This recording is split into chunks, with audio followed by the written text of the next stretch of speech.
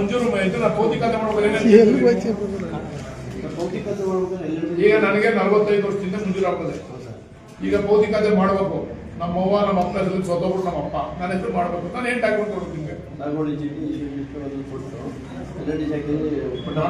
ನಿಮ್ಗೆ ಮೊನ್ನೆ DC ಬಂದಿದ್ರಲ್ಲಿ ಅವ್ರು ಒಂದೇ ಮಾತು ಹೇಳಿದ್ರು, ಅವ್ನಿಗೆ ಪಾಣಿ ಇದ್ದು ಅವತ್ತಿನ ಅವ್ನು ಪಾಣಿ ಬಂದಿದ್ದು ಅವ್ರು ಸ್ಥಳದಲ್ಲಿದ್ರೆ ಭೌತಿಕತೆ ಮಾಡ್ಕೊಡಿ ಅಂತ ಹೇಳೋದು.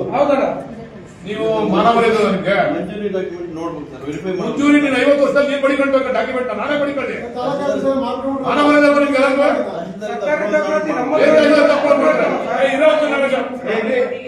ಈಗ DC ನ ಹೇಳಿದ್ರು ಅವತ್ತು ನಿಮ್ಮ DTಗೆ ಇವರಿಗೆ ಪುತ್ತೂರು DTಗೆ ಅವ್ರಿಗೆ ಪಾಣಿ ಇದ್ರೆ ಸಾಕು, ಸ್ಥಳ ತನಿಖೆ ಮಾಡಿ ಅವರೇ ಅಂತಂದ್ರೆ ನೀವು ಭೌತಿಕತೆ ಮಾಡ್ಬೇಕು.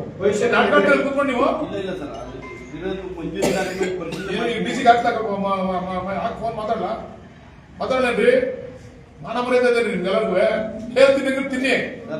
ಮುಂದಿನ ಜನ್ಮದಲ್ಲಿ ನೀವೆಲ್ಲ ಭಿಕ್ಷುಕರಾಗ್ಬಿಡ್ತೀರಾ. ಅವ್ವ ತಾಯಿ ಅಂತ ಭಿಕ್ಷುಕ ಕೂತಾರಲ್ಲ, ಭಿಕ್ಷುಕರಾಗ್ಬಿಡ್ತೀರ ನೀವೆಲ್ಲರೂ. ಯಾಕೆ ಜನಗಳನ್ನ ಸಾಯ್ತೀರ ನೀವು? DC ಒಂದು ಕಾನೂನು ನಿನ್ಗೊಂದು ಕಾನೂನು ಏನಪ್ಪ?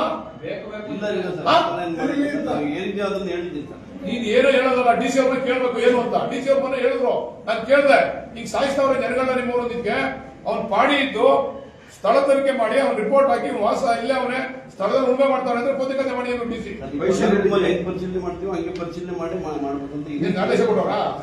ಹೇಳ್ಕೊಟ್ಟವ್ರೆ ಈ DC ಹಾಕ್ಲ ಫೋನ್ ಹಾಕ್ಲ DC ಗೆ ಈಗ ತಗೊಳಪ್ಪ DC ಗೆ ಏನ್ ಕೇಳ್ತತ್ಯ? ಇನ್ನೊಂದ್ಸರಿ ಕಂಪ್ಲೇಂಟ್ ಬಂದ್ರೆ ಯಾರು ರೈತ ಅಂತ ನಮ್ಗೆಲ್ಲ ಭಾಷಿಸ್ತೀನಿ. ಆಮೇಲೆ ನನ್ನ ಮೇಲೆ ನೀವೆಲ್ಲ ಸ್ಟ್ರೈಕ್ ಮಾಡೋದು ಚಿಂತೆ ಇಲ್ಲ, ನೀವೇನ್ ಮಾಡೋದು ಚಿಂತೆ ನಿಮ್ಗೆಲ್ಲರಿಗೂ. ರೈತರನ್ನ ಸಾಯಿಸ್ತೀರಲ್ರಿ? ಏನ್ ನನ್ನ DC ಹೇಳಿದ ಕಾನೂನು ಇದು ಸರಿನಾ ಇಲ್ವಾ? DC ಅವರೇ ಕ್ಲಾರಿಫೈ ಮಾಡ್ಲಿ. ತಹಶೀಲ್ದಾರಿಂದ ಆದೇಶ ತಗೊಂಡೇ ಮಾಡ್ಬೇಕು. ತಹಶೀಲ್ದಾರಿಂದ ಆದೇಶ ತಗೊಂಡು ಮಾಡೋ.